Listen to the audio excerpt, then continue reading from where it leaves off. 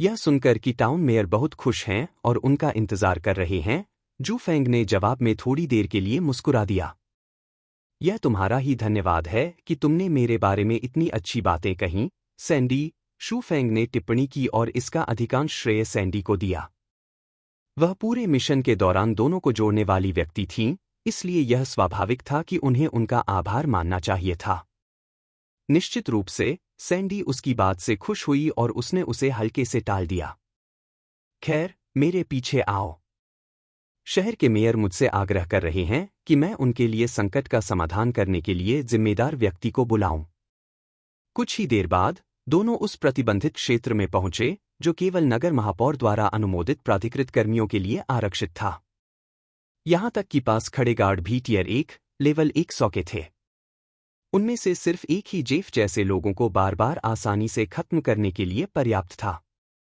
खुशकिस्मती से, जू फेंग के साथ सैंडी भी था, वरना उसकी मौत से भी बदतर हालत हो सकती थी। एनपीसी के हाथों मारा जाना तो खैर कुछ भी नहीं था। वास्तव में, एनपीसी द्वारा दी जाने वाली सजा राक्षसों या खिलाड़ियों द्वारा मारे जाने की सजा से कहीं अधिक कठोर थी। सैंडी को गाइड बनाकर गार्ड धीरे धीरे एक तरफ हट गए, जिससे उन्हें कार्यालय में प्रवेश करने की अनुमति मिल गई। रिवरवुड में टाउन मेयर का कार्यालय एक प्रभावशाली कक्ष था जो अधिकार और लालित्य दोनों को दर्शाता था। कमरा विशाल था, ऊंची छतें लकड़ी के बारीक बीमों और झूमरों से सजी थीं जो एक गर्म, सुनहरी चमक बिखेर रही थी।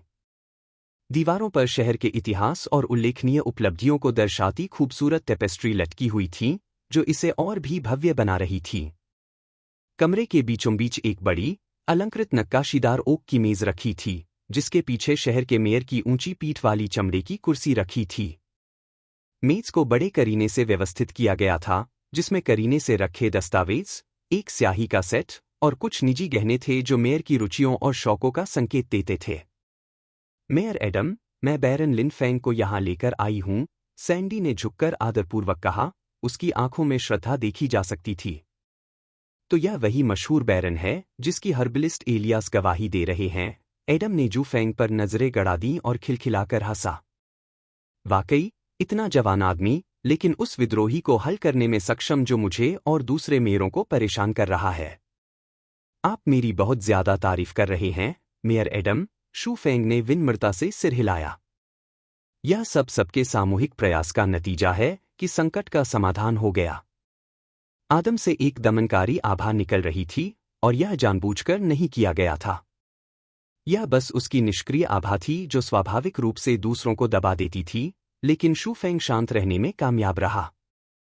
यह देखकर कि इतनी बड़ी उपलब्धि हासिल करने के बावजूद जू फेंग कितने शांत और विनम्र बने रहे, एडम और अधिक प्रसन्न हो गए। उन्होंने बार बार सिर हिलाया। अगर आप ऐसा कह भी रहे हैं, तो मैंने दूसरे मेयरों से इस बारे में बात की है कि आपको किस तरह का इनाम दिया जाना चाहिए। इनाम का प्रकार सुनकर जू फेंग अंदर से उत्साह से कांप उठा। अपनी स्मृति को याद करते हुए उन्होंने बताया कि विद्रोही मिशन पूरा करने वाले खिलाड़ी को शहर में प्रवेश करते समय प्रारंभिक लाभ प्राप्त होता था। यह लाभ इतना अधिक था कि अनेक संघों ने उन्हें अपने साथ जोड़ने के लिए ऊंची कीमतें देने की पेशकश की। क्या यह कोई ऐसी वस्तु हो सकती है जो खिलाड़ी के समग्र गुण को बेहतर बनाती है, जैसे कि उन्नत प्रशिक्षण वाउचर, या फिर यह शहर के सभी स्टोरों की कीमत पर छूट, सिटी मर्चेंट पास? जू फेंग ने चुपचाप सोचा, किसी भी बात पर ध्यान नहीं दिया। माहौल कुछ तनावपूर्ण हो गया। एडम कुछ सेकंड तक चुप रहा, मानो वह इनाम को एक रहस्यमय घटना बनाना चाहता हो। शुक्र है, एडम ने टालमटोल करना बंद कर दिया और एक चार्टर निकालकर मेज पर रख दिया। मुझे विश्वास है कि तुम्हारे जैसे नौजवान सिर्फ शहर तक ही सीमित नहीं रहेंगे। यह चार्टर तुम्हारे जैसी क्षमता वाले किसी ऐसे व्यक्ति के लिए उपयुक्त है जो महानता के लिए नियत है। सिस्टम, विद्रोही संकट को हल करने में आपकी अनुकरणीय सेवा के पुरस्कार के रूप में रिवरवुड के मेयर ने आपको गिल्ड हॉल चार्टर और मानद उपाधि, रिवरवुड के संरक्षक, प्रदान की है। इस बार जू फेंग सचमुच हैरान रह गया। उसे न सिर्फ एक मानद उपाधि मिली जिसके साथ उसे विशेष प्रश्न स्वीकार करने का लाभ भी मिला, बल्कि उसे गिल्ड हॉल चार्टर भी मिला। अन्य लोगों को शायद यह पता न हो कि गिल्ड हॉल चार्टर कितना मूल्यवान था, लेकिन उन्हें पता था। अपने गिल्ड के लिए किसी भी गिल्ड हॉल का निर्माण करने के लिए कोई भी व्यक्ति आसानी से एडवेंचर एसोसिएशन से परामर्श कर सकता है। हालांकि इसमें पेंच यह था कि एक बुनियादी इमारत के निर्माण में भी बहुत सारे सोने के सिक्के खर्च होते थे। इस बीच उनके हाथ में मौजूद चार्टर ने लागत को प्रभावी रूप से शून्य कर दिया। मेयर एडम और अन्य मेयरों ने स्पष्ट रूप से बिल का भुगतान कर दिया था, जिससे उन्हें शहर में अपनी गिल्ड बनाने के लिए उपलब्ध किसी भी जमीन को चुनने की पूरी छूट मिल गई थी। ठीक है, विद्रोहियों के खात्मे के बाद शहरों ने अब लोगों के वहां टेलीपोर्ट होने पर कोई पाबंदी नहीं लगाई है। लेकिन शुल्क अभी भी काफी ज्यादा है, इसके लिए कम से कम 5 सोने के सिक्के और न्यूनतम 15 का स्तर जरूरी है। एडम ने शांति से स्थिति समझाई। न्यूनतम स्तर किसी भी अनावश्यक मृत्यु को रोकने के लिए रखा गया है, क्योंकि शहर के पास के राक्षस काफी खतरनाक हैं। हालांकि हर्बलिस्ट एलियास और रिसेप्शनिस्ट सैंडी लगातार आपके लिए जमानत देते रहे हैं, इसलिए आप पर कोई प्रतिबंध नहीं लगाया जाएगा और आपकी उपलब्धि के आधार पर शुल्क माफ कर दिया जाएगा। इस पल जू फेंग को ऐसा लग रहा था जैसे वह 7वें आसमान पर हो। इतने सारे इनाम निश्चित रूप से उसकी उम्मीद से कहीं ज्यादा थे। उसने उम्मीद नहीं की थी कि विद्रोही मिशन में इतनी सारी जटिल चीजें शामिल होंगी। .net इस तरह का इनाम निश्चित रूप से उस खिलाड़ी को उसके पिछले टाइमलाइन में मिले इनाम से कहीं बेहतर था। हो सकता है कि इनाम अलग था क्योंकि उस समय खिलाड़ी ने इसे पूरी तरह से पूरा नहीं किया था। आखिरकार जू फेंग ने विद्रोह को किसी भी प्रकार का नुकसान पहुंचाने से पहले ही शांत करने में सफलता प्राप्त कर ली, जबकि पिछली समयावधि में कई कस्बे तबाह हो चुके थे। कोई आश्चर्य नहीं कि सैंडी ने मुझे बार बार टाउन मेयर की वापसी का संकेत दिया। अगर खिलाड़ी उनके लौटने से पहले मिशन पूरा कर लेता है तो मेयर परिणाम से बेहद खुश होंगे, जू फेंग ने अनुमान लगाया। यदि वह छिपे हुए मानदंडों को पूरा करने में विफल रहता तो मेयर एडम को व्यक्तिगत रूप से कदम उठाना पड़ता, जिससे उक्त खिलाड़ी का इनाम कम हो जाता। वह तुरंत आगे बढ़ा, चार्टर स्वीकार किया और एडम की ओर देखा। धन्यवाद मेयर एडम, जू फेंग ने थोड़ा झुककर कहा, मैं आपकी सद्भावना को बर्बाद नहीं करूंगा। महापौर से कुछ और बातचीत करने के बाद मुख्यतः शहर की वर्तमान स्थिति के बारे में उन्हें तुरंत ही वहां से हटा दिया गया। महापौर एक व्यस्त व्यक्ति थे और वे अपने अपने शहर में एकमात्र अधिकारी थे। मेयर एडम के लिए जू फेंग के साथ बातचीत में इतना समय बिताना पहले से ही एक आशीर्वाद था।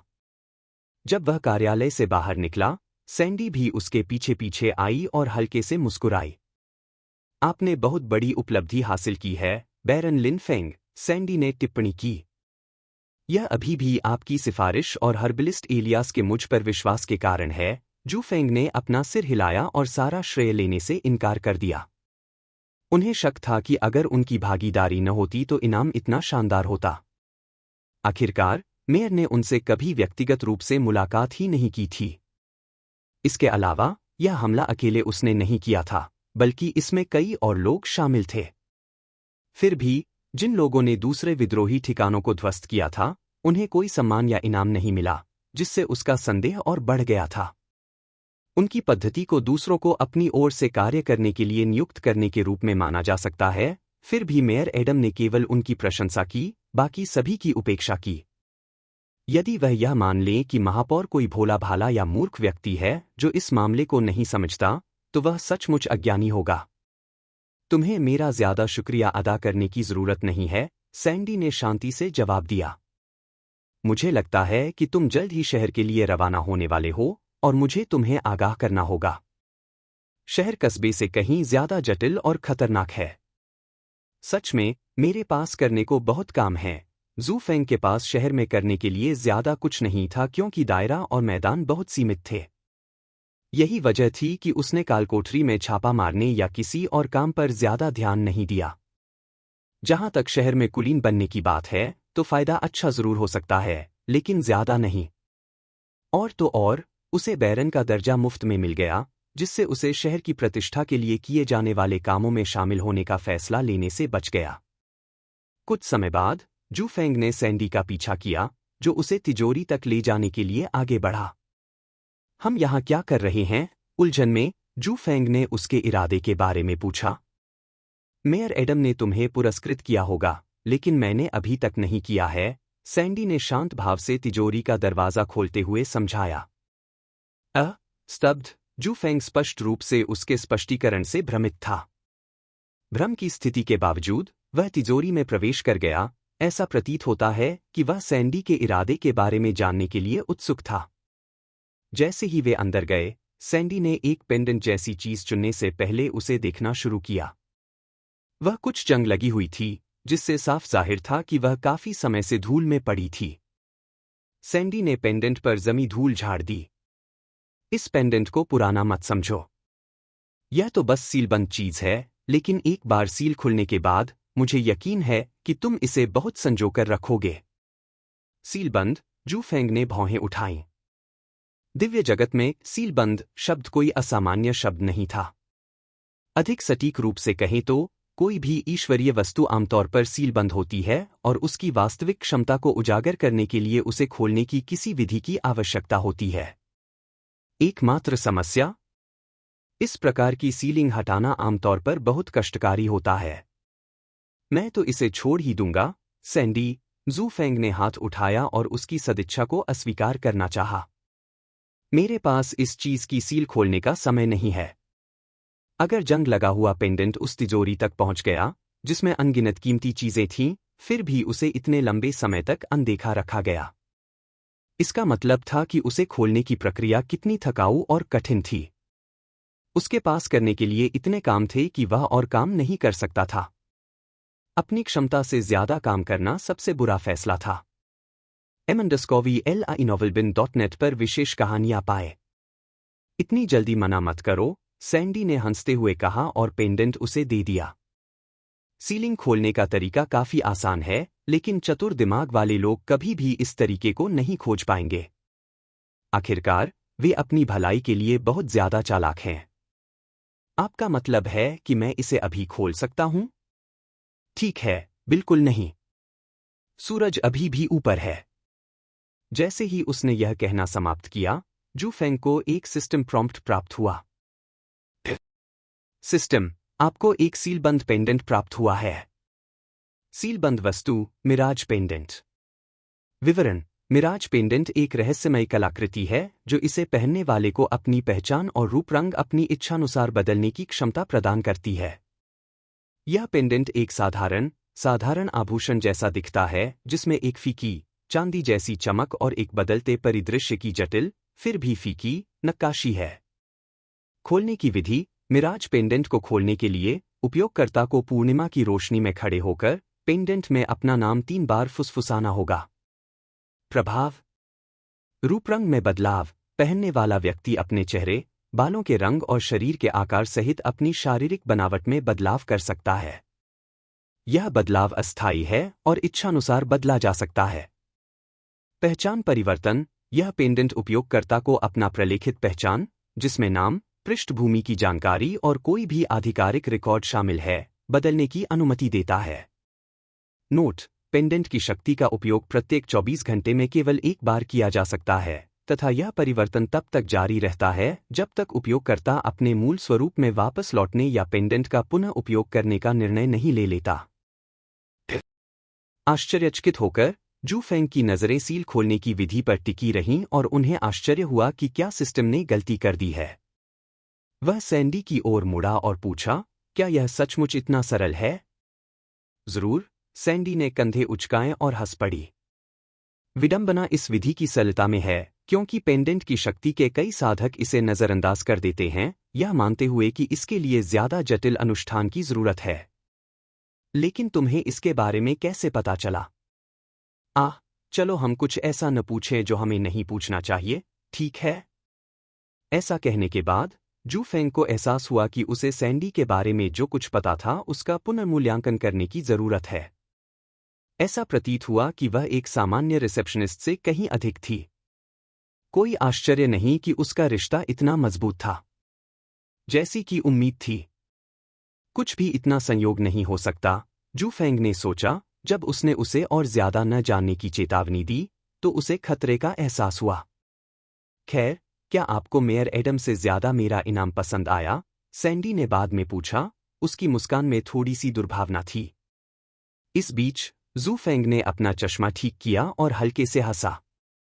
वह कभी भी धमकियों के आगे नहीं झुकता था, खासकर जब वे एक दुर्भावनापूर्ण मुस्कान बिखेरते थे। जाहिर है, मुझे मेयर एडम से ज्यादा तुम्हारा इनाम पसंद है।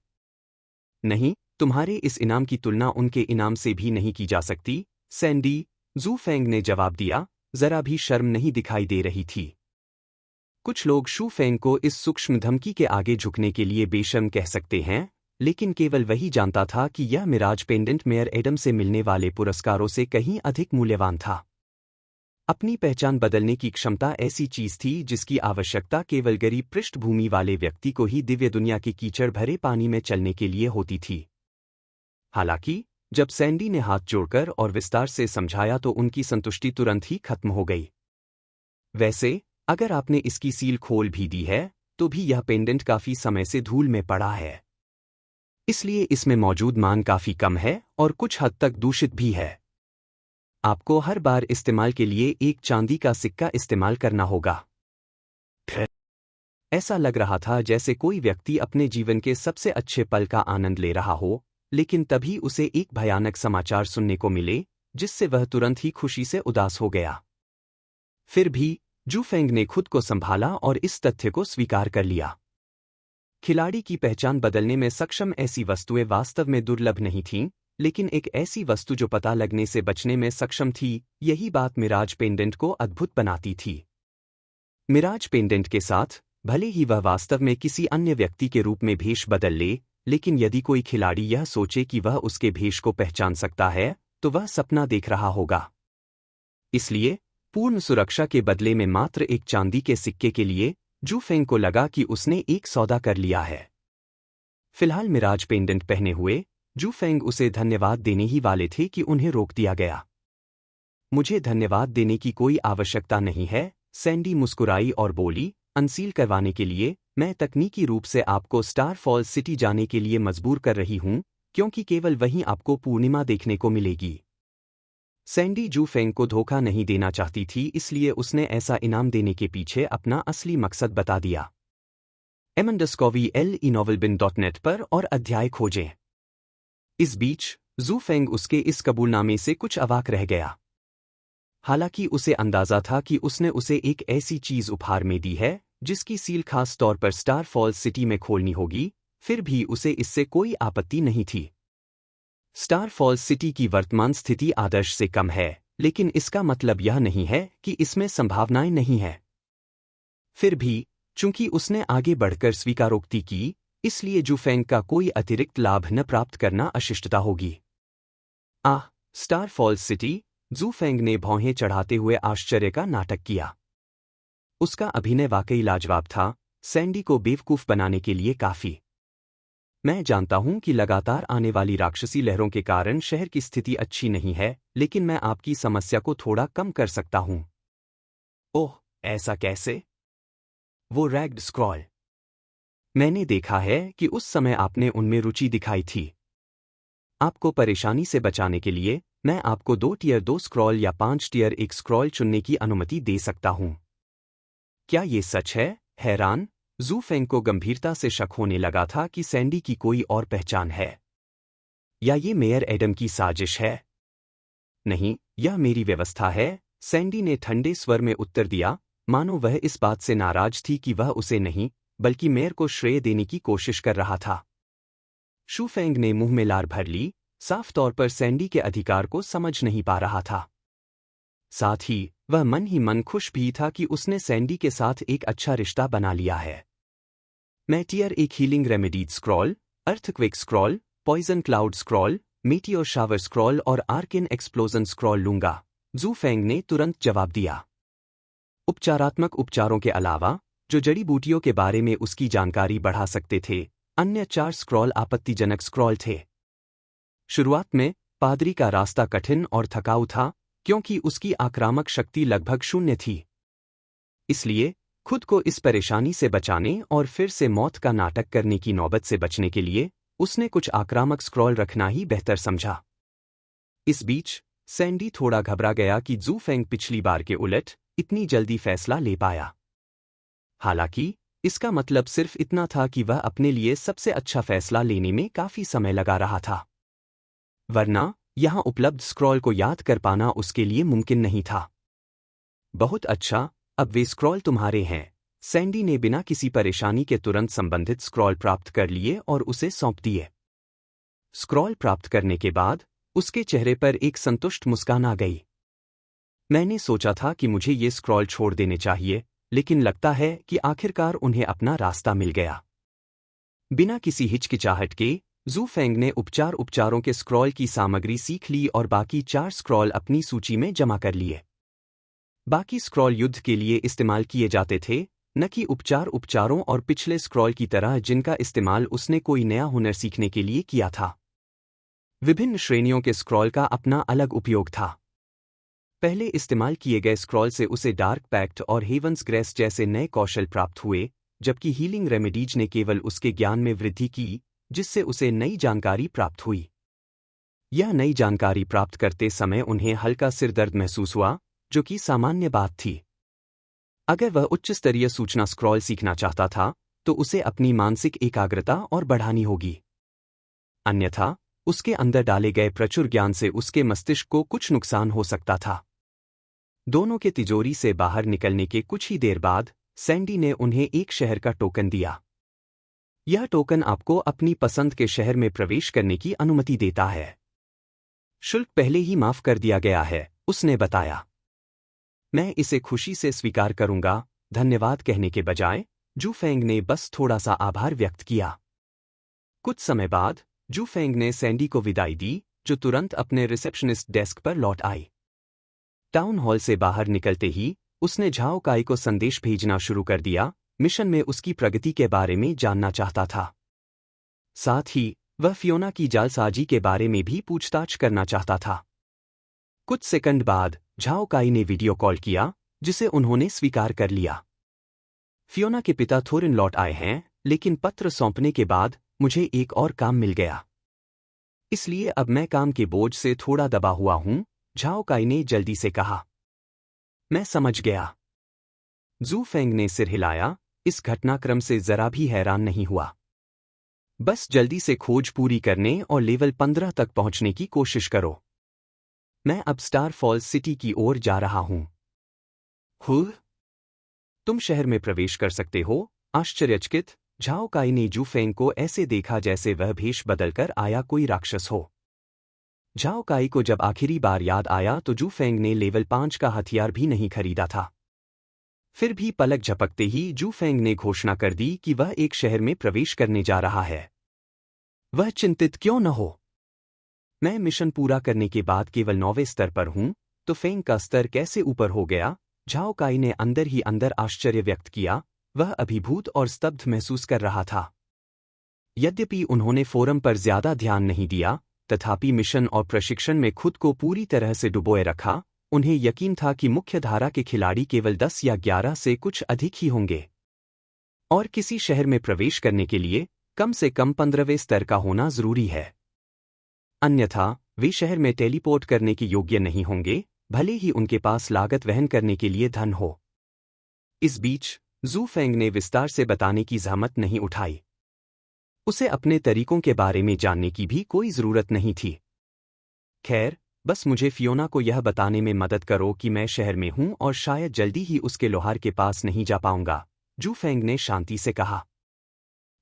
मुझे शक है कि वो जहमत भी उठाएगी। झाओ काई ने अपना सिर खुजलाया और शर्म से मुस्कुराया। जब से उसने तुम्हारा अनुरोध स्वीकार किया है, वो लगातार हथौड़े चला रही है। उसके पिता के लौटने पर भी उसने ज्यादा ध्यान नहीं दिया। अरे, आप कितने समझदार हैं? मैं बहुत समझदार हूं। मुझे उसके पिता ने लगभग मार ही डाला था, क्योंकि उनका मानना था कि फियोना के प्रति उनके स्नेह की कमी का कारण मैं ही हूं। हा, मैं समझ गया। खैर, उनके साथ अनुकूलता हासिल करने के लिए शुभकामनाएं। वे मूल्यवान होने जा रहे हैं। ओह, मैं जल्द ही एक गिल्ड बना सकता हूं। किस तरह का गिल्ड? इससे पहले कि झाओ काई अपनी बात पूरी कर पाता, जू फेंग ने वीडियो कॉल काट दिया था। अपनी भौहें सिकोड़ते हुए झाओ काई ने अपनी मुट्ठी भींचने से पहले एक गहरी सांस ली। मादरचोद, वह गुस्से में दहाड़ा। उसे विश्वास ही नहीं हो रहा था कि जू फेंग ने सचमुच उसकी बात कह दी है और उसने उसे कोई जवाब नहीं दिया। हालांकि यह तो उनकी दुर्दशा की शुरुआत मात्र थी जब उन्हें पीछे से खतरे का आभास हुआ। तुमने अभी किसे मदद कर कहा, एडवेंचरर शैडो ब्लेड? छी! झाओ काई ने घबराहट में मुंह में लार भर ली और धीरे से पलटा तो उनके चेहरे पर एक खतरनाक मुस्कान देखी। वह व्यक्ति कोई और नहीं बल्कि फियोना के पिता थोरिन थे। वर्तमान में उसे थोरिन द्वारा एक विशाल कमरे में पायराइट ड्रेक लाशों को नष्ट करने का काम सौंपा गया था। वह अपनी बेटी के काम का बोझ कम करना चाहता था। स्वाभाविक रूप से शुरुआत में वह नाखुश था क्योंकि उसके पास कोई अनुभव नहीं था, लेकिन थोरिन ने फिर भी उसे एक छोटा सा व्याख्यान दिया और यह कैसे करना है इसका प्रदर्शन किया। इसके बाद उसे पायराइट ड्रेक लाशों के ढेर के साथ छोड़ दिया गया, लेकिन उसने कभी नहीं सोचा था कि जू फेंग के साथ उसकी छोटी सी वीडियो कॉल के परिणामस्वरूप ऐसा संयोग होगा। नहीं सर, मैं आपको गाली नहीं दे रहा था, झाओ काई ने हकलाते हुए कहा। थोरिन द्वारा उत्सर्जित तीव्र दबाव से घुटन महसूस कर रहा था। अरे सच में? थोरिन ने बिना किसी खुशी के विशाल कमरे में चारों ओर नजर दौड़ाई। उसे सिर्फ वही अकेला दिखाई दिया। यहां और कोई नहीं है, लेकिन मैं तुम्हें मेरा नाम पुकारते हुए सुन रहा था, खासकर वो वाला हिस्सा जिसमें मेरी बेटी मुझे बिल्कुल पसंद नहीं कर रही थी। इस समय झाओ काई जू फेंग के चेहरे पर मुक्का मारने के अलावा और कुछ नहीं चाहता था, क्योंकि वह इस मुश्किल स्थिति में फंस गया था। सर, मैं समझा सकता हूं। झाओ काई की बदकिस्मती से उसकी किस्मत मानो खत्म हो गई क्योंकि थोरिन ने उसे खूब पीटा। बस कभी कभार दर्द भरी चीखें सुनाई देती थीं, जबकि लॉबी में फियोना खुशी से गुनगुनाती रही और निहाई पर हथौड़े मारती रही। जब झाओ काई पीड़ित था, जू फेंग मंच के पास टेलीपोर्टेशन हॉल में पहुंचे। अधिकांश खिलाड़ी मंच का उपयोग आगे पीछे टेलीपोर्ट करने के लिए कर रहे थे, जबकि टेलीपोर्टेशन हॉल वह इमारत थी जहां लोग टेलीपोर्टेशन की कार्यक्षमता के प्रभारी थे। सरल शब्दों में कहें तो वे प्रशासक हैं और प्रक्रिया के लिए जिम्मेदार लोग हैं। रुको, यह प्रतिबंधित क्षेत्र है, प्रशासक कार्यालय के प्रवेश द्वार पर खड़े एक गार्ड ने चेतावनी दी। एक साधारण सी पहचान से ही गार्ड को पता चल गया कि जू फेंग लेवल 10 का है और अंदर जाने के लिए पूरी तरह से अयोग्य है। लोग यहां सिर्फ शहरों में टेलीपोर्ट करने की इजाजत पाने के लिए आते थे, इसलिए गार्ड उसे तुरंत मना कर देते थे। जहां तक उनकी कुलीन स्थिति का सवाल है, इससे कोई मदद नहीं मिलेगी, क्योंकि यह प्रतिबंध इसलिए लगाया गया था ताकि यह सुनिश्चित किया जा सके कि अयोग्य लोग ऊंचे क्षेत्रों में जाने से न मरें। वास्तव में उनकी कुलीन स्थिति एक हानिकारक कारक के रूप में कार्य करती थी, क्योंकि पहरेदारों के लिए एक कुलीन व्यक्ति को ऐसे क्षेत्र में प्रवेश की अनुमति देना मूर्खतापूर्ण होता था जो उनके अधिकार क्षेत्र से बाहर था। MVLNovelBin.net पर और अधिक जानें। हालांकि जू फेंग का अपने बैरन दर्जे का उपयोग करने का कोई इरादा नहीं था, क्योंकि उसने शहर का टोकन वापस ले लिया था जो सैंडी ने उसे पहले दिया था। क्या मुझे इस टोकन के साथ जाने की अनुमति नहीं है? जू फेंग ने शांति से उत्तर दिया और गार्ड को शहर का टोकन दिखाया। जब गार्डों ने टोकन देखा तो उन्होंने तुरंत उसे ले लिया और उसकी गहन जांच की। यह एक प्रामाणिक शहर का प्रतीक है, गार्ड ने अपने हाथ हिलाने से पहले बुदबुदाया, अपने साथी को एक तरफ हटने का संकेत दिया, जिससे जू फेंग को प्रवेश मिल गया। जू फेंग को शहर का टोकन लौटाने के कुछ ही देर बाद वह कार्यालय में दाखिल हुए, जहां प्रशासक दस्तावेजीकरण में व्यस्त थे। इससे पहले कि जू फेंग अपने आगमन की घोषणा कर पाता, प्रशासक ने धीरे से कहा, आप वही युवा रहे होंगे जिनके बारे में महापौर बात कर रहे हैं। बस अपना शहर टोकन नीचे रखें और मुझे वह शहर बताएं जहां आप टेलीपोर्ट होना चाहते हैं। नक्शा दाईं ओर है, इसलिए बुद्धिमानी से चुनाव करने में समय लें। प्रशासक सीधे काम पर लग गया, क्योंकि वह स्पष्ट रूप से बेकार की बातें करके अपना समय बर्बाद नहीं करना चाहता था। स्वाभाविक रूप से जू फेंग भी व्यवहार से उतना ही प्रसन्न था, क्योंकि उसने तुरंत जवाब दिया, प्रशासक, मैंने टेलीपोर्ट करने के लिए शहर का फैसला कर लिया है। यह स्टार फॉल्स सिटी है। प्रशासक की कलम रुक गई, उसकी ठुड्डी ऊपर उठ गई क्योंकि प्रशासक ने अंततः जू फेंग पर एक नजर डाली। क्या आप वाकई स्टार फॉल्स शहर चुनना चाहते हैं? प्राकृतिक आपदा के कारण उस शहर की आबादी हाल ही में ज्यादा नहीं रही है। शहर के अपने चुनाव से लगभग हैरान, उसने पूछा। प्रशासक ने सोचा कि जू फेंग जैसा कोई व्यक्ति विकास के लिए एक समृद्ध शहर का चयन करेगा। आखिरकार उनकी प्रगति और उपलब्धियां अधिकांश शहर के महापौरों को ज्ञात थीं, तथा कई लोग विद्रोहियों से निपटने में उनकी कुशलता के लिए उनकी प्रशंसा भी करते थे। हाँ, प्रशासक महोदय, मुझे अपने फैसले पर पूरा भरोसा है, जू फेंग ने सम्मानपूर्वक उत्तर दिया। अभी शहर आदर्श नहीं हो सकता, लेकिन यह अस्थायी है। जब उन्होंने पहली बार सैंडी से शहर का नाम सुना तो पहले तो वे असमंजस में पड़ गए, लेकिन शहर से संबंधित अतीत की उनकी यादें फिर से ताज़ा होने लगीं। हाँ, अगर ईमानदारी से कहा जाए तो शहर की वर्तमान स्थिति औसत से भी नीचे है। हालांकि दूसरों को यह नहीं पता था कि एक निश्चित अवधि या घटना के बाद शहर अपनी शान वापस पाने लगा। इसकी समृद्धि इतनी बढ़ गई कि एथेरिया साम्राज्य के कई अन्य शीर्ष शहरों से भी आगे निकल गई। एक क्षण के लिए चुप रहने के बाद प्रशासक ने आह भरी और अपना सिर हिलाया। वह अपने निर्णय पर विचार करने में असमर्थ था। उसने तो बस अपनी चिंता जाहिर की थी, लेकिन चूंकि जू फेंग अपने फैसले पर अड़ा हुआ था, तो ऐसा ही हो। वह एक प्रशासक था, कोई नानी नहीं। ठीक है, यह पास है और आप बाहर गार्ड को निर्देश दे सकते हैं कि वे आपके लिए टेलीपोर्टेशन बदल दें, प्रशासक ने सिटी टोकन लेते हुए कहा। फिर वह तुरंत अपने दस्तावेजों में लग गया और शू फेंग की तरफ एक नज़र भी नहीं देखा। यह जानते हुए कि प्रशासक ने बोलना समाप्त कर दिया है, जू फेंग ने चुपचाप पास वापस ले लिया और कार्यालय से बाहर निकल गया। कार्यालय से बाहर निकलने के कुछ ही देर बाद जू फेंग ने पास गार्ड को सौंप दिया, जिन्होंने विवरण की पुष्टि की। कृपया मेरे पीछे आइए, एक गार्ड ने कहा। टेलीपोर्टेशन प्लेटफॉर्म पर हो रहे हंगामे के बीच जू फेंग ने पहचाने जाने से बचने के लिए तुरंत अपना मुखौटा पहन लिया। क्या चल रहा है?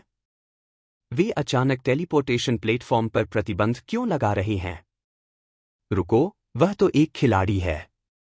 क्या यह किसी प्रकार का कार्यक्रम है? आसपास के खिलाड़ी तब दंग रह गए जब गार्डों ने उन्हें टेलीपोर्ट प्लेटफॉर्म पर जाने से रोक दिया। दूसरी ओर, जिन लोगों ने अपनी खोज पूरी कर ली थी और एडवेंचर एसोसिएशन में पुरस्कार के लिए शहर में वापस टेलीपोर्ट होना चाहते थे, उन्हें एहसास हुआ कि वे ऐसा करने में असमर्थ थे।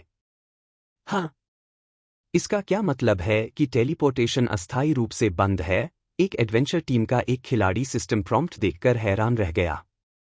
एक छोटे से प्रभाव के साथ फोरम अचानक से उनके टेलीपोर्टेशन के अचानक बंद हो जाने की पोस्टों से भर गया, ऐसा कुछ जिसकी किसी ने उम्मीद नहीं की थी।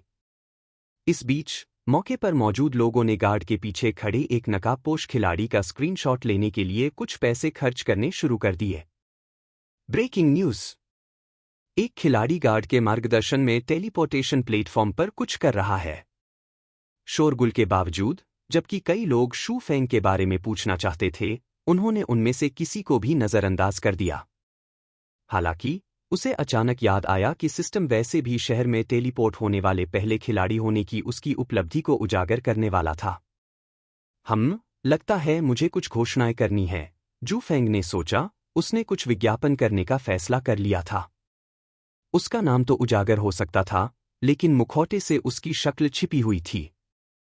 जैसे ही गार्ड ने दूर के शहर के लिए गंतव्य बदलना शुरू किया, जू फेंग ने अपने हाथ हिलाते हुए उन्मत्त भीड़ की ओर रुख किया। देखो, नकाबपोश खिलाड़ी हमारी ओर देख रहा है। क्या ऐसा हो सकता है कि वे अपना रूप प्रकट करने जा रहे हैं? उनके मन में कई सवाल उठे, लेकिन जैसे ही नकाबपोश खिलाड़ी ने शश का संकेत दिया, सभी लोग तुरंत शांत हो गए। स्पष्टतः उनमें से कोई भी नकाबपोश खिलाड़ी के इरादे को बदलने का कारण नहीं बनना चाहता था। आखिरकार यहां मौजूद कुछ खिलाड़ी साहसिक टीम और गिल्ड से थे।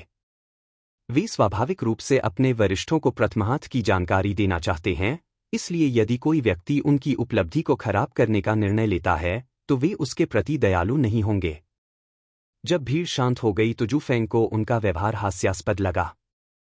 मुझे यकीन है कि आप सभी सोच रहे होंगे कि इस समय टेलीपोर्टेशन क्यों बंद है, और आप में से कुछ को पहले से ही इसका अंदाजा हो सकता है, जू फेंग ने शांति से कहा। उसकी आंखें मुखौटे के पीछे से सभी को देख रही थीं।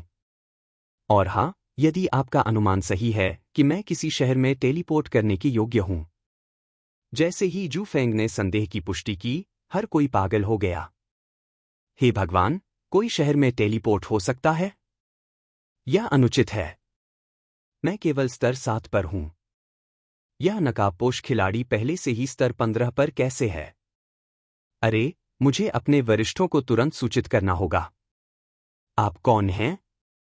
कुछ लोग तो पागल हो गए, लेकिन कुछ चतुर लोग पूछने लगे कि शू फेंग कौन है, भले ही उसके जवाब देने की संभावना कम ही थी। कई लोगों को यह मानने से भी इनकार था कि शू फेंग अपनी पहचान बताएगा, खासकर जब उसने अपनी शक्ल छिपाने के लिए मुखौटा पहना हुआ हो। हालांकि हर किसी की राय के विपरीत जू फेंग दिल खोलकर हंसे। मैं कौन हूं? उसने अपनी ओर इशारा किया। क्या तुमने वह पोस्ट नहीं देखी जिसमें 100 घोस्ट किसी पागल की तरह बड़बड़ा रहा है और पागल हो रहा है? धम्मा! कुछ खिलाड़ी तो इतने सदमे में आ गए कि उनके हथियार गलती से जमीन पर गिर गए। लिन फेंग, आप खिलाड़ी हैं, लिन फेंग। किसी को नहीं पता था कि यह नाम किसने चिल्लाया, लेकिन जैसे ही उन्होंने चिल्लाया, भीड़ पागल हो गई, खासकर वे लोग जो गपशप में रुचि रखते थे।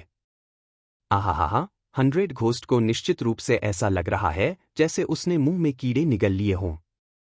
मैं सही जानता हूं, उसे ऐसे विशेषज्ञ को उकसाना ही था। mvnovelbin.net पर अपडेट के लिए बने रहें। लेकिन फिर भी रिवर गिल्ड अभी भी एक साधारण गिल्ड नहीं है जिसे आप उकसा सकें। क्या खिलाड़ी लिन फेंग बहुत घमंडी नहीं हो रहा है? मैं घमंडी हूं। रिवर गिल्ड और भी घमंडी है और अब समय आ गया है कि उन्हें कुछ कर मिले। अपनी पहचान के बारे में पता चलने पर भीड़ में फूट देखकर कुछ लोग उसका उत्साहवर्धन कर रहे थे, जबकि कुछ उसे अहंकारी कह रहे थे। जू फेंग को उनकी प्रतिक्रियाओं से कोई फर्क नहीं पड़ा। दरअसल इन खिलाड़ियों के मन में वह अब भी एक अकेला खिलाड़ी था।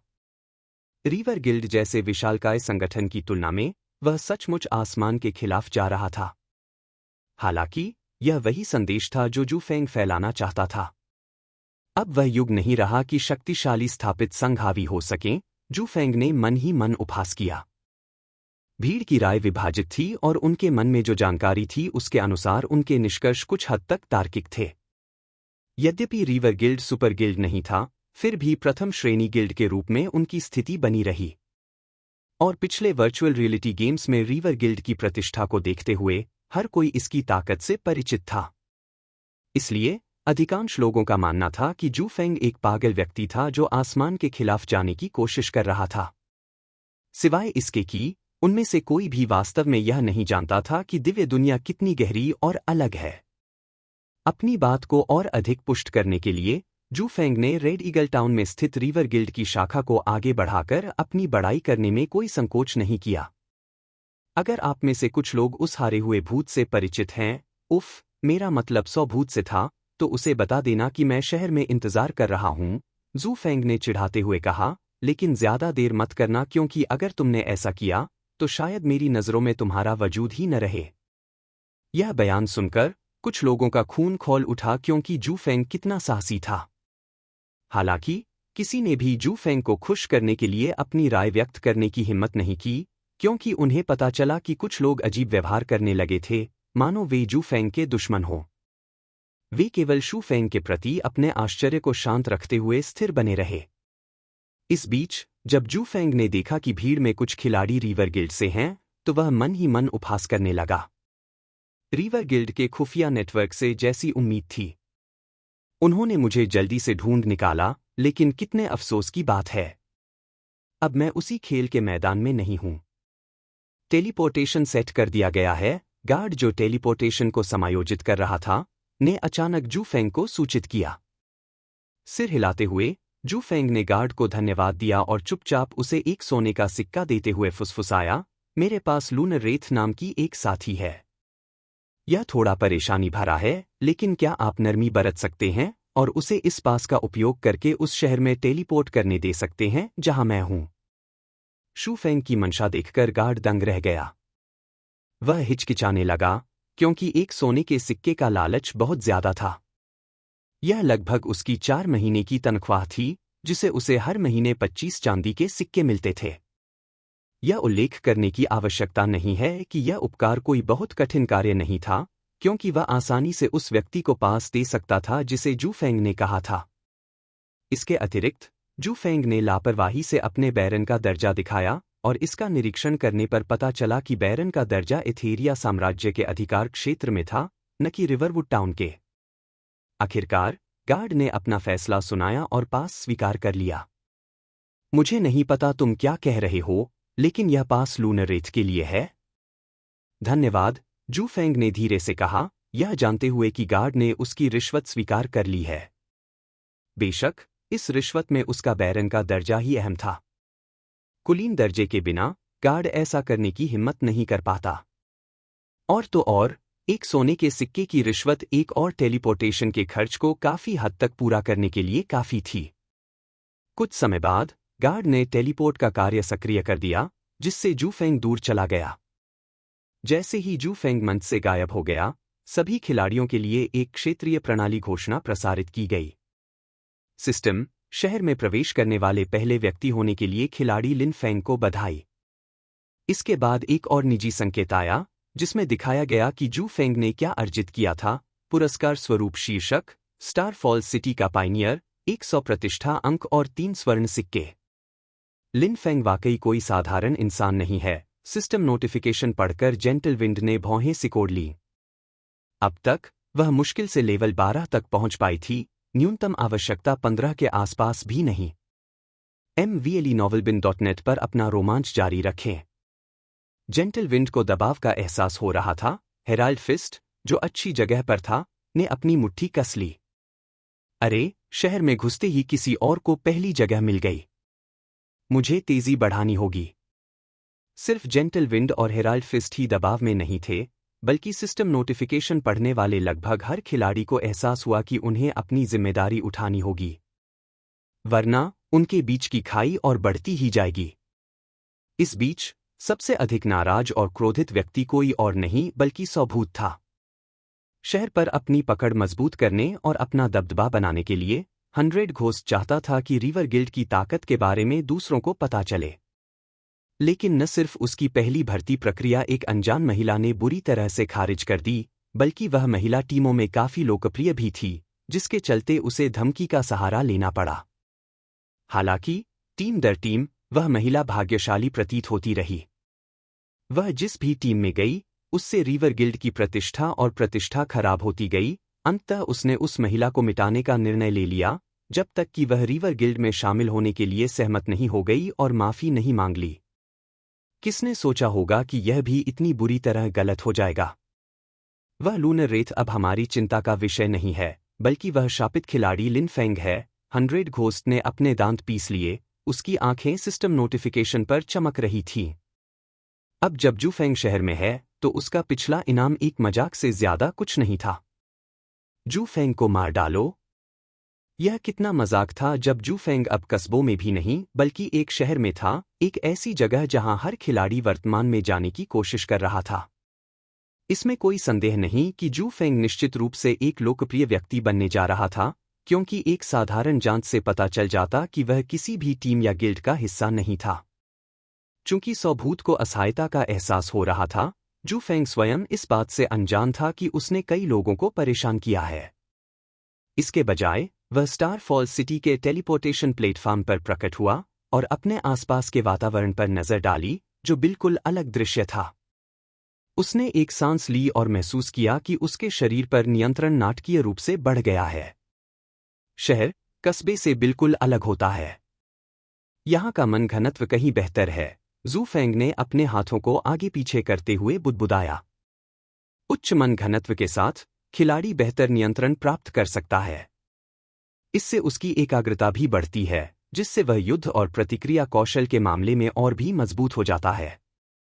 जब जू फेंग स्टार फॉल्स सिटी के आसपास घूमने जा रहे थे, तो उनके नोटिफिकेशन इनबॉक्स पर खिलाड़ियों के एक समूह ने बमबारी कर दी। क्या ये लोग इतने स्वतंत्र हैं? जू फेंग ने आश्चर्य से कहा जब उसके नोटिफिकेशन इनबॉक्स में 99 से अधिक संदेश थे। यदि संख्या 99 पर सीमित नहीं होती, तो शू फेंग को पूरा विश्वास था कि संदेश 4 अंकों तक पहुंचने वाले थे। इनमें से अधिकांश संदेश गिल्ड के प्रतिनिधियों के थे, जिनमें से अधिकांश में पूछा गया था कि क्या वह उनके गिल्ड में शामिल होना चाहते हैं। जब तक वह सहमत होता, उसे बाहरी बुजुर्ग का पद और उच्च वेतन की गारंटी दी जाती थी। क्या मैं उन्हें एक भोला व्यक्ति लगता हूं? जू फेंग इन तथाकथित उदार प्रस्तावों पर लगभग हंसना चाहता था।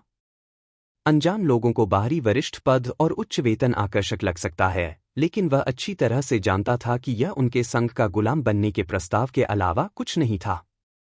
बिना किसी हिचकिचाहट के जू फेंग ने सीधे गिल्ड के निमंत्रण को खारिज कर दिया। अगर वह किसी और गिल्ड में शामिल होकर अपनी पूरी ताकत लगा दे तो वह एक बेवकूफ ही होगा और अंत में उसे एक बेकार का हथियार बनना पड़ेगा।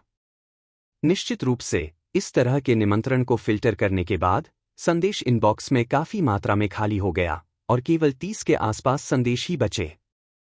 प्रेषक के पास कुछ परिचित उपयोगकर्ता नाम थे जिन्हें उसने वन मैन मीडिया द्वारा उसके बारे में पोस्ट की गई पहली पोस्ट के दौरान काफी समय से नहीं देखा था। लोटस लाइम और क्रिम्सन रोज जैसे नाम, और क्रिम्सन रोज ने तो उन्हें पहले भी निजी संदेश भेजे थे। बस अफसोस की बात यह थी कि उनका संदेश इतना अस्पष्ट था कि उन्होंने अंततः उसे नजरअंदाज करने का फैसला किया। इसके अतिरिक्त वह यह देखकर आश्चर्यचकित हुआ कि हेराल्ड फिस्ट ने भी उसे संदेश भेजा है। मेरी सबसे प्यारी मोटी भेड़ भी मुझसे बात करना चाहती है। कितना अच्छा है, जू फेंग बुदबुदाया। उसे वह मूर्ख साफ याद आ गया जिसने उसकी कुछ औषधियों के लिए उसे बहुत ज्यादा कीमत चुकाई थी। इतने अमीर ग्राहक के लिए वह उनकी थोड़ी बहुत मेहमानबाजी करने को तैयार था। हालांकि अभी भी उनके जवाब देने का समय नहीं आया था। वह अभी अभी शहर में आया था, इसलिए वह उनके संदेशों का जवाब देने में अपना समय कैसे व्यतीत कर सकता था। उन्होंने केवल उन सूचनाओं को चिन्हित किया जिन पर उनका ध्यान केंद्रित था तथा अपने इनबॉक्स में अधिसूचना ध्वनि को बंद कर दिया। ऐसा करने के बाद जू फेंग को ऐसा महसूस हुआ जैसे दुनिया थोड़ी साफ हो गई हो। जैसे ही उसने चारों ओर नजर दौड़ाई, उसने पाया कि वहां चहल पहल वाली रौनक गायब थी। उसकी पिछली यादों के अनुसार यह दृश्यों का एकदम विपरीत रूप था। स्टार फॉल्स सिटी न केवल एक दृश्य और सांस्कृतिक चमत्कार था, बल्कि संसाधनों और अवसरों का केंद्र भी था जो इसे अपने गियर और कौशल को बढ़ाने के इच्छुक खिलाड़ियों के लिए एक प्रमुख गंतव्य बनाता था। ऐसा लगता है कि शहर उन समृद्ध अयस्कों की खोज करने में सक्षम नहीं है, जू फेंग ने अनुमान लगाया। इस शहर के पीछे की कहानी यह थी कि एक उल्कापिंड यहां अचानक से गिरा था, जिसके बाद यह समृद्धि की भूमि बन गई और इसके परिणामस्वरूप इस शहर का निर्माण हुआ। हालांकि मूल्यवान अयस्कों को ढूंढने में वर्षों तक नाकामी के बाद और उल्कापिंड को पहले ही उच्च कुलीनों द्वारा हथिया लिए जाने के बाद शहर का प्रबंधन ठंडा पड़ गया था। यहां तक कि नियमित एनपीसी का आना जाना भी लगभग दुर्लभ हो गया था। यह अफसोस की बात थी कि जू फेंग ने अपने पिछले समय में स्टार फॉल्स सिटी पर ज्यादा ध्यान नहीं दिया था, जिसके परिणामस्वरूप उसके पास केवल सतही जानकारी और ज्ञान था। यदि वह उन अयस्कों के स्रोतों को जानता होता जो बाद में प्रकट हुए और शहर को नई ऊंचाइयों पर ले गए, तो जू फेंग अब तक बहुत खुश हो गया होता। दुर्भाग्यवश वह कोई ऐसा व्यक्ति नहीं था जिसके पास इतना तेज दिमाग हो कि वह हर छोटी छोटी बात को याद रख सके, भले ही वह 10 साल पहले की बात हो। इस पेंडेंट को खोलने के बाद मुझे लाइब्रेरी जाकर इसके इतिहास पर शोध करना चाहिए, उसने बुदबुदाते हुए आसमान की ओर देखा जहां चांद दिखाई देने लगा था। शायद शहर को छोड़े न जाने का एकमात्र कारण यह था कि रात में शहर पर चांद की चमक से सुंदर दृश्य दिखाई देता था। फिर भी जू फेंग ने जल्दी ही सबसे ऊंचा स्थान ढूंढ लिया जहां चांदनी चमक रही थी। कुछ ही देर बाद जू फेंग प्रमुख स्थान पर पहुंचे और उन्होंने मिराज पेंडेंट को पकड़ लिया, जिससे चंद्रमा को उसमें धूप सेंकने का मौका मिला। फिर उसने गेम में अपना नाम लिन फेंग 3 बार पुकारा। सिस्टम को उसका असली नाम जू फेंग नहीं पता था, इसलिए यह नाम पुकारना गलत होता। कुछ सेकंड बाद चांदनी में पेंडेंट धीरे धीरे चमकने लगा, उसकी जादुई ऊर्जा स्पंदित हो रही थी। एक गर्म रोशनी ने शू फेंग को घेर लिया और उसने अपने रूप और पहचान में एक सूक्ष्म बदलाव महसूस किया, हालांकि यह लगभग तुरंत ही अपनी मूल आभा में वापस आ गया। सिस्टम, मिराज पेंडेंट की सील सफलतापूर्वक खोल दी गई है। अब आप इसकी शक्ति का उपयोग करके अपनी पहचान और रूप रंग अपनी इच्छानुसार बदल सकते हैं। सफलता, जू फेंग ने सोचा। वह सचमुच सादगी से अचंभित हो गया। सिस्टम और सैंडी के आश्वासन के बावजूद जू फेंग को अभी भी यह थोड़ा उलझन भरा लग रहा था। उसने सोचा था कि इस प्रक्रिया में कुछ रुकावटें आएंगी या कुछ बेवजह उपद्रवी लोग बीच में आ जाएंगे। हालांकि यह वास्तव में उसकी अतिसोच थी। केवल बुरे भाग्य वाला व्यक्ति ही लगातार परेशानियों का सामना करेगा। आइटम का नाम मिराज पेंडेंट। प्रकार, सहायक उपकरण। दुर्लभता, पौराणिक कथा। मिराज पेंडेंट प्राचीन जादू का एक अवशेष है, जिसके बारे में कहा जाता है कि इसे एक कुशल जादूगर ने बनाया था जो हमेशा के लिए मायावी बना रहना चाहता था। इसमें वास्तविकता को बदलने की शक्ति है, जो दुनिया के निरंतर बदलते स्वरूप को दर्शाता है। .NET आइटम क्षमताएं। मृग तृष्णा परिवर्तन। प्रभाव, उपयोगकर्ता को अपनी पहचान और उपस्थिति को इच्छानुसार बदलने की अनुमति देता है।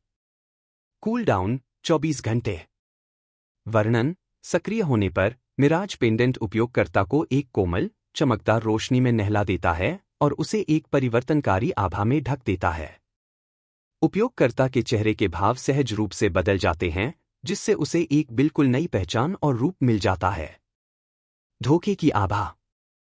प्रभाव, सक्रिय होने पर यह चुपके और चोरी को बढ़ावा देता है, जिससे दुश्मनों के लिए उपयोगकर्ता का पता लगाना या उसे निशाना बनाना कठिन हो जाता है। वर्णन, सक्रिय होने पर उपयोगकर्ता की उपस्थिति सूक्ष्म रूप से अस्पष्ट हो जाती है और उनके परिवेश में अधिक प्रभावी ढंग से घुल मिल जाती है। धोखे का यह आभा मंडल विरोधियों के लिए युद्ध के दौरान या अन्वेषण करते समय उपयोगकर्ता को पकड़ना और भी चुनौतीपूर्ण बना देता है। व्यापार करने में असमर्थ। मृत्यु के बाद भी इसे छोड़ा नहीं जा सकता। इस बार मुझे सचमुच सोना मिल गया है, जू फेंग बुदबुदाया। उसकी आंखें आश्चर्य से फैल गईं, वह वस्तु की दुर्लभता से दंग रह गया। जब सील खोलने का काम पूरा हो गया तो जू फेंग उस वस्तु की दुर्लभता देखकर अवाक रह गया। किसने सोचा होगा कि मिराज पेंडेंट पौराणिक दुर्लभता का था?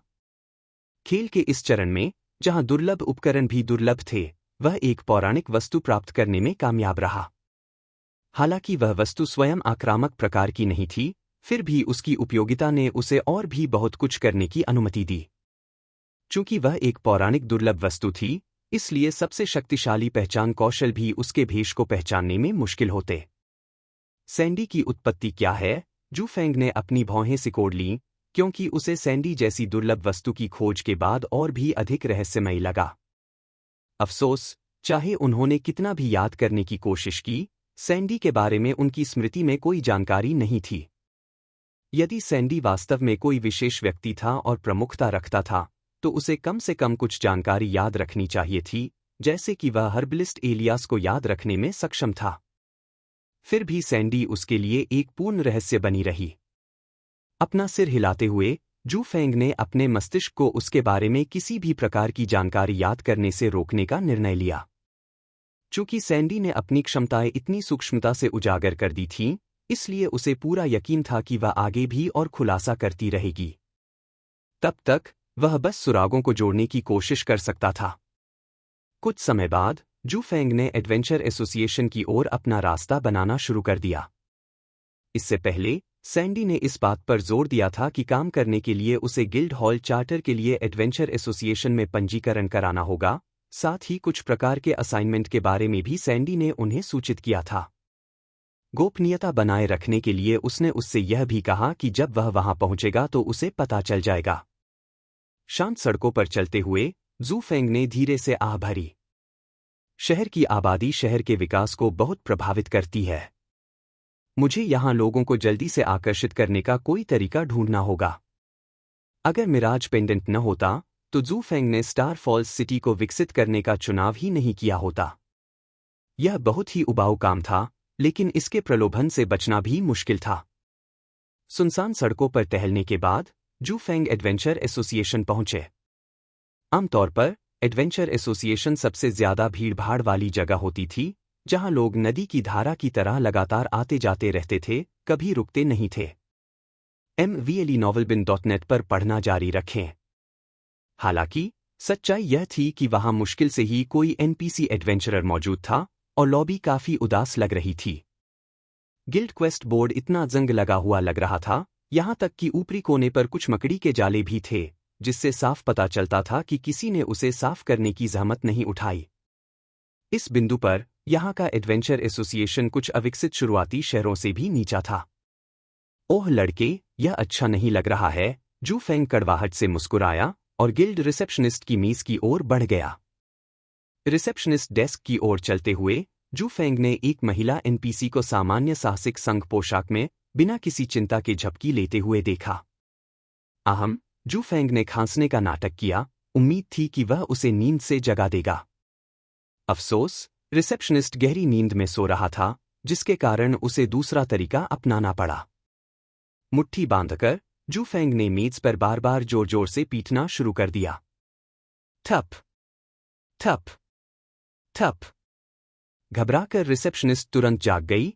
उसकी आंखों में भ्रम की स्थिति थी, क्योंकि वह अपने मुंह से लार पोंछ रही थी।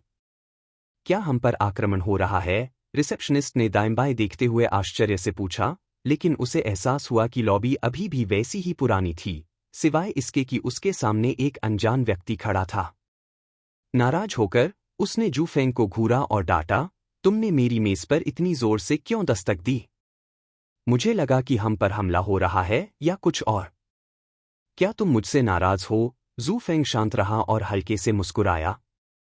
दरअसल वह इतना खुश हुआ कि उसने धैर्यपूर्वक मेज पर फिर से जोर से पटका। रिसेप्शनिस्ट गुस्से से भड़की हुई उस पर भड़कने ही वाली थी कि तभी उसे कुछ सूझा। अचानक उसका गुस्सा शांत हो गया और उसके चेहरे पर एक पीला सा भाव आ गया। मुझे माफ करना, मैं आपको पहचान नहीं पाया, बैरन। रिसेप्शनिस्ट ने तुरंत माफी मांगी। हालांकि एडवेंचर एसोसिएशन को एक स्वतंत्र संगठन माना जा सकता है, लेकिन इसका मतलब यह नहीं है कि वे किसी कुलीन व्यक्ति की पूरी तरह से उपेक्षा कर सकते हैं या उसके प्रति असभ्य हो सकते हैं, विशेष रूप से उस स्थान के प्रति जहां वे स्थित हैं। Adventure association star falls city में स्थित था, जो एथेरिया साम्राज्य के अधिकार क्षेत्र में था, और जू फेंग वहां से एक बैरन था। एक कुलीन व्यक्ति एडवेंचर एसोसिएशन को अपनी इच्छानुसार कार्य करने का आदेश नहीं दे सकता, लेकिन इसका मतलब यह नहीं है कि वह हंगामा नहीं कर सकता और शिकायत नहीं कर सकता, खासकर तब जब गलती कर्मचारियों की हो, कुलीन व्यक्ति की नहीं। अगर शू फेंग ने शिकायत करने और अपने वरिष्ठ या उच्च अधिकारियों से अपनी काम की हरकतों का पर्दाफाश करने का फैसला किया, तो उसे अपनी नौकरी से अलविदा कहना पड़ सकता है। बल्कि उसे ऐसे ही पदों पर काम करने से भी रोका जा सकता है। छोड़ो, मेरा इस मामले को आगे बढ़ाने का कोई इरादा नहीं है, जू फेंग ने हाथ हिलाया। रिसेप्शनिस्ट ने तुरंत राहत की सांस ली और जल्दी से अपने आप को साफ कर लिया। एडवेंचर एसोसिएशन आपकी किस प्रकार सहायता कर सकती है, बैरन? रिसेप्शनिस्ट ने शांतिपूर्वक पूछा, उसका स्वर विनम्रता से भरा हुआ था। खैर, मैं यहां एक गिल्ड निवास बनाने आया हूं, जू फेंग ने गिल्ड हॉल चार्टर निकालते हुए बताया। इसके अलावा रिवरवुड टाउन की रिसेप्शनिस्ट सैंडी ने मुझे यहां कुछ करने के लिए भेजा है, उन्होंने आगे कहा। इस बीच रिसेप्शनिस्ट स्तब्ध रह गई।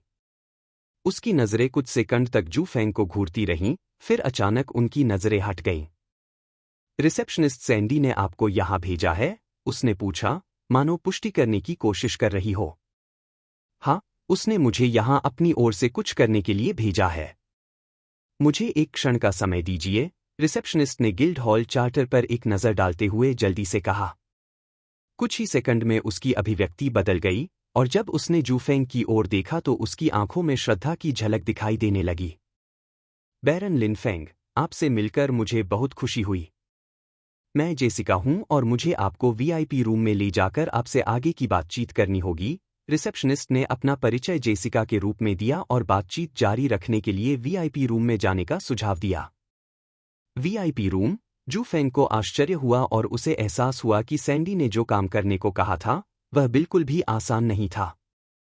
वीआईपी कक्ष की ओर निर्देशित होने पर जू फेंग को पता था कि मिशन बिल्कुल भी आसान नहीं था। केवल सबसे कठिन मिशन के लिए ही खिलाड़ी को वीआईपी रूम में जाना होगा। अधिक जानकारी के लिए एमवीएल पर जाए। आखिरकार, कमरा न केवल ध्वनिरोधी था, बल्कि यह मामले की गंभीरता का संकेत भी था, साथ ही व्यक्ति की स्थिति का प्रमाण भी था। कोई भी यादृच्छिक खिलाड़ी वीआईपी रूम में जाने के लिए पात्र नहीं था, विशेष रूप से खेल के इस चरण में। यह कहना अतिशयोक्ति नहीं होगी कि बैरन का दर्जा होने के बावजूद भी वह यहां आने के योग्य नहीं थे। और फिर भी वह यहां था, सोफे के पास बैठा हुआ, जैसा कि जेसिका ने पेश किया था जब वह मैनेजर को लेने गई थी। जैसे ही जू फेंग ने अपने आसपास नजर दौड़ाई, उसे अपने कठिन समय की यादें ताज़ा हो गईं। उफ, पिछली बार मैं यहाँ तब आया था जब मैंने रिवर गिल्ड की ओर से एक विश्वव्यापी खोज स्वीकार की थी। उस खोज में मैंने बहुत कुछ खोया था। यदि उसे पता होता कि ऐसा होने वाला है तो वह एडवेंचर एसोसिएशन में आने में देरी कर देता। अफसोस, पछतावे के लिए बहुत देर हो चुकी थी और जू फेंग बस यही दुआ कर सकता था कि सैंडी ने जो मिशन उसे दिया था वह कुछ ज्यादा बेतुका न हो। वह तो बस एक लेवल 10 टियर 0 खिलाड़ी था। कोई आश्चर्य नहीं कि सैंडी मुझे 5 टियर 1 स्क्रॉल या 2 टियर 2 स्क्रॉल देने को इतनी इच्छुक थी। मैं सचमुच उसकी इस मित्रता से प्रभावित हुआ हूं। जू फेंग चुपचाप हंसा। उसे एहसास हुआ कि दूसरों पर इस्तेमाल की जाने वाली उसकी यह चाल अब उसे बुरी तरह से नुकसान पहुंचा रही थी। जीवन अप्रत्याशित था और दिव्य दुनिया ऐसी जगह थी जहां उसे मुफ्त में कोई ईश्वरीय वस्तु मिलने की उम्मीद नहीं करनी चाहिए थी। धीरे धीरे समय बीतता गया और जेसिका एक दाढ़ी वाले बूढ़े आदमी के साथ वीआईपी रूम में लौट आई। बूढ़े आदमी की कदकाठी के बावजूद जू फेंग उस खतरे को भाप गया जो जेसिका से निकल रहा था। करीब से निरीक्षण करने पर जू फेंग को एहसास हुआ कि बूढ़ा आदमी एक टियर 4 योद्धा था जो लगभग सिटी मजिस्ट्रेट के स्तर के बराबर था। शुरुआती आश्चर्य के बाद जू फेंग ने जल्दी से खुद को संभाला। उस बूढ़े आदमी से डरने की कोई जरूरत नहीं थी क्योंकि उसने कुछ भी गलत नहीं किया था। तो क्या हुआ अगर वह टियर 4 योद्धा था? वे बिना किसी कारण के हमला नहीं करेंगे, खासकर जब वे शहर के साहसिक संघ में हों। इस बीच बूढ़े व्यक्ति ने जू फेंग की थोड़ी जांच की और उसके शांत स्वभाव को देखकर थोड़ा दंग रह गया। ओह, जैसी उम्मीद थी, हमारी मदद के लिए सुझाए गए व्यक्ति से। एक टियर 0 एडवेंचरर, लेकिन मेरे आभा मंडल के संपर्क में आने पर भी शांत रह सकता है। बुरा नहीं है। सिर हिलाते हुए बूढ़े आदमी ने जेसिका की ओर देखा, जिसने जल्दी से उसका परिचय जू फेंग से कराया। यह व्यक्ति हमारे एडवेंचर एसोसिएशन का मैनेजर हॉवर्ड है, जेसिका ने सम्मानजनक लहजे में परिचय कराया। आपसे मिलकर अच्छा लगा, मैनेजर हॉवर्ड, जू फेंग ने बिना किसी हड़बड़ी के सम्मानपूर्वक अभिवादन किया। उनका कुलीन पद शायद कुछ हद तक उपयोगी हो, लेकिन एक असली ताकतवर व्यक्ति के सामने यह कुछ भी नहीं था। हॉवर्ड ने थोड़ा मुस्कुराते हुए कहा, मैंने आपके बारे में बहुत कुछ सुना है। उन्होंने कहा है कि आप शहर की मौजूदा स्थिति को बदलने में हमारी मदद कर सकते हैं। मेरे बारे में कहां से सुना? यह महत्वपूर्ण नहीं है। महत्वपूर्ण बात यह है कि आपके हाथ में मौजूद गिल्ड हॉल चार्टर आपको अपनी इच्छानुसार कहीं भी गिल्ड निवास बनाने की अनुमति देता है, लेकिन एक शर्त के साथ। जैसी कि उम्मीद थी, निश्चित रूप से गिल्ड निवास मुक्त नहीं होगा। अंत में उसे इसके बदले में कुछ तो करना ही था। इससे भी बुरी बात यह थी कि यह काम पहले से भुगतान करने से भी ज्यादा खतरनाक हो सकता था। शू फेंग के चुप रहने पर हॉवर्ड ने आगे कहा, ज्यादा चिंतित होने की कोई जरूरत नहीं है। हम बस यही चाहते हैं कि स्टार फॉल्स सिटी की रौनक लौट आए और शहर की आबादी कम से कम 1,000,000 हो जाए। और शहर की वर्तमान जनसंख्या कितनी है? जू फेंग ने भौहें सिकोड़ते हुए पूछा।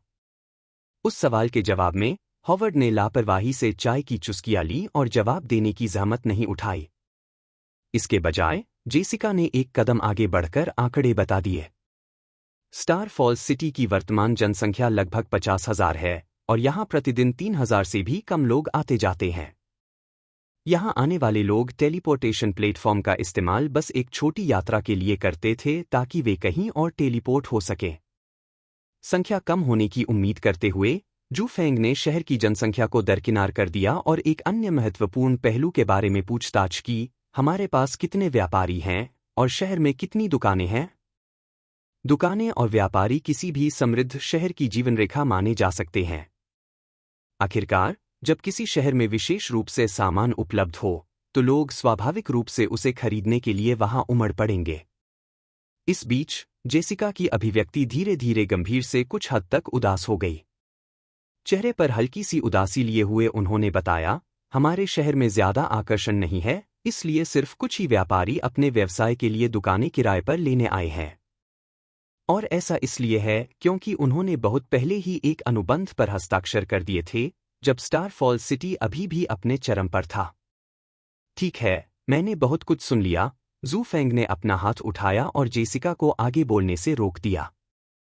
कमोबेश उसे समझ आ गया था कि स्थिति बिल्कुल वैसी ही थी जैसी उसने भविष्यवाणी की थी। बिना किसी आकर्षण या विशिष्टता के कौन स्टार फॉल्स सिटी में विकास के लिए आना चाहेगा? वहां कई बेहतर शहर थे, जिनमें से कुछ तो अपनी विशिष्ट स्थिति के कारण और भी अधिक समृद्ध हुए। केवल वे लोग ही स्टार फॉल्स सिटी में विकास के लिए आएंगे जो पैसे से नफरत करते हैं। जहां तक उन व्यापारियों का सवाल है जिन्होंने अनुबंध पर हस्ताक्षर किए थे और यह माना था कि यह एक अच्छा निवेश है, शू फेंग बता सकते थे कि उन्हें इसका कितना अफसोस है। एडवेंचर एसोसिएशन पहुंचने से पहले उसने सुनसान गलियों का जायजा लिया था और दुकानों का सामान बिल्कुल बेकार था। यहां तक कि नए शहर की दुकानों में भी बेहतर क्वालिटी और मात्रा थी। इन सभी नकारात्मक बातों के साथ स्टार फॉल्स सिटी के बारे में शून्य सकारात्मक बातों के साथ जू फेंग को अंततः एहसास हुआ कि उसे इतना मुफ्त क्यों दिया गया था। ये आलसी लोग बस एक गुलाम चाहते हैं जो सारा उबाऊ काम करे और बदले में कुछ लाभ भी दे। जू फेंग ने अपनी भौहें सिकोड़ी। वीआईपी कक्ष के अंदर तनाव और माहौल स्पष्ट था। सभी ने कुछ पल के लिए मौन धारण कर लिया। खैर, वह चुप था। हॉवर्ड बस अपनी चाय की चुस्कियां लेता रहा। ऐसा प्रतीत होता था कि उसे जू फेंग के निर्णय की कोई परवाह नहीं थी। चूंकि जू फेंग की सिफारिश उस व्यक्ति ने की थी, इसलिए हॉवर्ड को विश्वास था कि वह मिशन को स्वीकार कर लेगा, चाहे कुछ भी हो जाए। स्वाभाविक रूप से उन्हें यह भी उम्मीद थी कि जू फेंग मिशन को पूरा करने के लिए अपनी कुछ शर्तें भी रखेंगे। यदि जू फेंग का शहर की जनसंख्या 1,000,000 तक पहुंचने के लिए कोई शर्त मांगने का इरादा भी नहीं था, तो हॉवर्ड गंभीरता से सोच रहा था कि क्या यह नकली था। निश्चित रूप से एक बार जब जू फेंग ने अपना मुंह खोला तो उसने कुछ शर्तें मांगनी शुरू कर दी। शहर की आबादी बढ़ाना मुश्किल काम है, लेकिन नामुमकिन नहीं। अगर आप मुझे किसी जगह कुछ दुकानें आवंटित कर दें और मुझे पूरा अधिकार दे दें, तो मैं आबादी बढ़ाने की पूरी कोशिश करूंगा, जू फेंग ने अनुरोध किया और ढेर सारी दुकानें अपनी मांग में रख लीं। कोई बात नहीं, हॉवर्ड हल्के से मुस्कुराया, लेकिन इससे पहले कि जू फेंग खुश हो पाता, उसने आगे कहा, दुकानें अपनी मूल कीमत से आधी कीमत पर दे सकती हैं और अगर आपके पैसे कम पड़े तो आप किश्तों में भुगतान कर सकते हैं। बदले में आपको कम से कम 2 महीने के अंदर मिशन पूरा करना होगा। पहली नज़र में 2 महीने बहुत कम लग सकते हैं, लेकिन दिव्य जगत के तेजी से बदलते और विकसित होते स्वरूप को देखते हुए वास्तविक जगत में 2 महीने 2-3 साल के बराबर थे। इसलिए समय उनकी चिंता का विषय नहीं था, बल्कि दुकानों की तथाकथित कीमत थी। स्टार फॉल्स सिटी में आप एक दुकान के लिए कितना शुल्क लेते हैं? शू फेंग ने पूछा। उन्हें थोड़ा दुख हो रहा था कि उन्हें अपनी मुश्किलों को दूर करने के लिए दुकानों का किराया भी देना पड़ रहा है। इसलिए उसने कीमत पूछी, क्योंकि वह बिना कीमत जाने भुगतान करने के लिए सहमत होना मूर्खता होगी। एक बार फिर एक और संवेदनशील या असहज प्रश्न सुनकर हॉवर्ड ने बस अपनी चाय की चुस्की ली। उसकी आंखों के कोने से जेसिका को उसकी ओर से बोलने का संकेत मिला। जेसिका ने अपनी भौहें सिकोड़ते हुए सोचा कि क्या मैनेजर उसे सारी डांटें सहने के लिए मजबूर करना चाहता है। यह सबसे बुरा है, जेसिका ने जू फेंग और हॉवर्ड के बीच आगे पीछे देखते हुए सोचा। दोनों ही ऐसी संस्थाएं हैं जिन्हें वह अपमानित नहीं कर सकती थी और किसी एक को अपमानित करने का परिणाम उसका विनाशकारी अंत होगा। हॉवर्ड उसका प्रत्यक्ष वरिष्ठ अधिकारी था, जिसका अर्थ था कि वह उसे आसानी से कष्ट दे सकता था। जहां तक जू फेंग की बात है, वह सबसे निचले दर्जे का होने के बावजूद एक कुलीन था। उसके लिए एक शब्द भी उसके जैसी साधारण महिला के लिए अंत हो सकता था, भले ही उसकी पृष्ठभूमि एडवेंचर एसोसिएशन की रही हो। हॉवर्ड आराम से अपनी चाय की चुस्कियां ले रहा था, जिसमें चाय की मात्रा बहुत ज्यादा लग रही थी, जबकि जू फेंग की निगाहें जेसिका पर टिकी थीं। वह स्पष्ट रूप से उसके जवाब का इंतजार कर रहा था। निस्संदेह जेसिका केवल अपने दयनीय भाग्य को स्वीकार कर सकती थी। टी केंद्रीय क्षेत्र की दुकानों की कीमत 500 सोने के सिक्के हैं, जबकि आंतरिक क्षेत्र की दुकानों की कीमत 300 सोने के सिक्के हैं। बाहरी क्षेत्र की बात करें तो इसकी कीमत 150 सोने के सिक्के हैं। जब तक उसने कीमत की घोषणा पूरी की, उसने देखा कि जू फेंग ने मुंह बनाया हुआ था। वह स्पष्ट रूप से कीमत से नाखुश था।